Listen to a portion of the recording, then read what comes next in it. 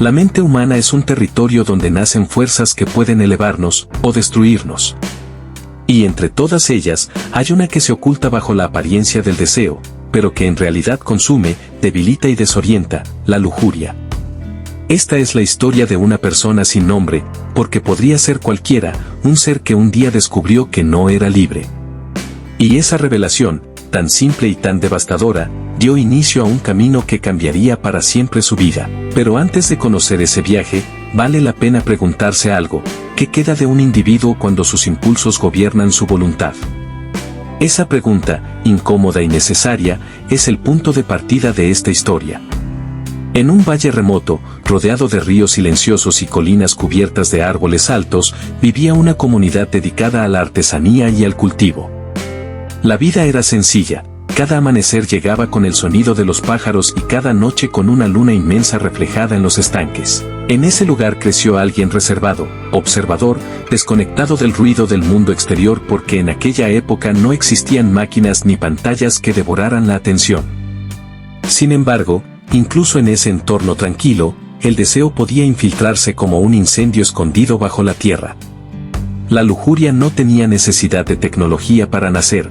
Bastaba la imaginación desordenada, los impulsos de la carne, los pensamientos que surgen sin permiso y crecen cuando nadie los detiene. A lo largo del tiempo, esta persona comenzó a experimentar una inquietud que al principio parecía inofensiva, una curiosidad intensa por el cuerpo, por el deseo, por las sensaciones.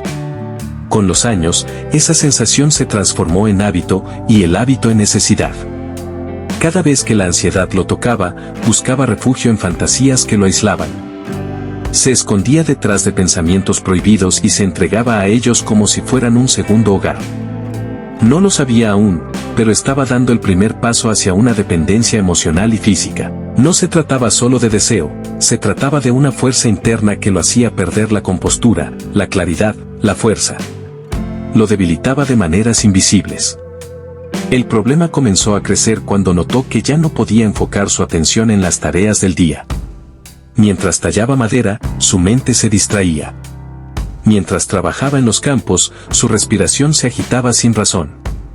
Su descanso se volvió inquieto, y lo que antes era una búsqueda ocasional se transformó en una obsesión silenciosa.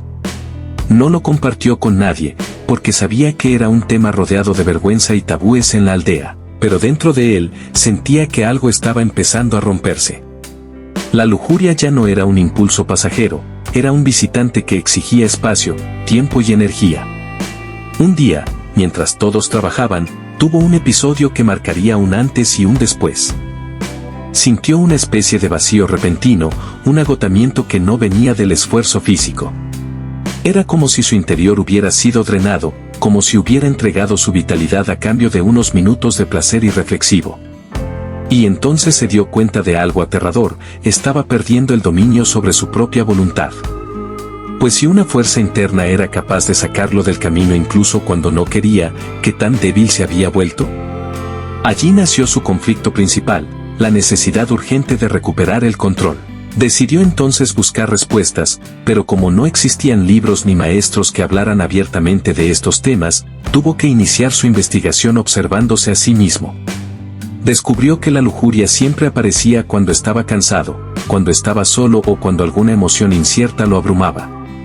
Y descubrió algo más profundo: cada episodio lo dejaba irritable, disperso y con una sensación de vergüenza que no sabía explicar. Comenzó a resistirse, pero la resistencia era una batalla perdida. Cuanto más trataba de combatir los pensamientos con fuerza bruta, más fuertes regresaban. No era un enemigo externo, era un hábito instalado en su interior. Durante semanas intentó aislarse, meditar, respirar, huir de cualquier estímulo. Pero mientras más huía, más lo perseguía la inquietud. Cada noche era un asalto de imágenes, de recuerdos, de deseos. La tensión fue creciendo hasta convertirse en una especie de tormenta emocional que lo desgastaba. A veces se despertaba con el pulso acelerado, como si hubiera estado corriendo. La lucha interna lo acompañaba incluso en sus sueños. Llegó un momento en que sintió que estaba perdiendo la identidad. Una tarde, mientras caminaba cerca del río, vio algo que cambió por completo su enfoque. Observó cómo la corriente golpeaba una roca gigante. El agua no intentaba romperla de un golpe, la rodeaba, la erosionaba, la desgastaba con paciencia infinita. En ese instante entendió que él había estado luchando contra la lujuria como si fuera una guerra de fuerza bruta, cuando en realidad era un proceso de reentrenamiento. La roca no cedía a golpes, sino a una transformación constante. Comprendió que la lujuria no se derrota reprimiéndola, sino reemplazándola. A partir de ese día, comenzó a experimentar con un nuevo enfoque. Cada vez que un impulso aparecía, no se quedaba inmóvil luchando contra su mente, actuaba. Salía a caminar, se sumergía en el río, recogía leña, movía su cuerpo. Descubrió que el movimiento disipaba la tensión mucho más rápido que intentar resistir desde la inmovilidad. Notó también que los impulsos eran más fuertes cuando estaba ocioso, así que comenzó a organizar su rutina. Se levantaba al amanecer, trabajaba con propósito, evitaba largas horas de soledad, participaba más en las actividades de su comunidad. Poco a poco, el impulso perdió intensidad porque su energía ya no estaba disponible para ser drenada. Luego vino el descubrimiento filosófico más profundo. Comprendió que la lujuria no era su enemiga, era un mensajero. Le estaba mostrando que había algo roto, alguna necesidad emocional insatisfecha, algún dolor silencioso. Se dio cuenta de que había pasado años persiguiendo el deseo como un sustituto de la conexión auténtica, la compañía, la expresión emocional. El deseo era solo un disfraz. La herida real estaba más abajo. Y al enfrentarla, comenzó a recuperar fuerza interior. El clímax de su transformación llegó en una noche de tormenta. El viento golpeaba las ventanas y la aldea estaba envuelta en oscuridad. Fue una de esas noches en las que el impulso era más fuerte. La lluvia marcaba un ritmo casi hipnótico. El viejo hábito intentó volver con la fuerza de siempre. La mente le ofreció imágenes, fantasías, excusas.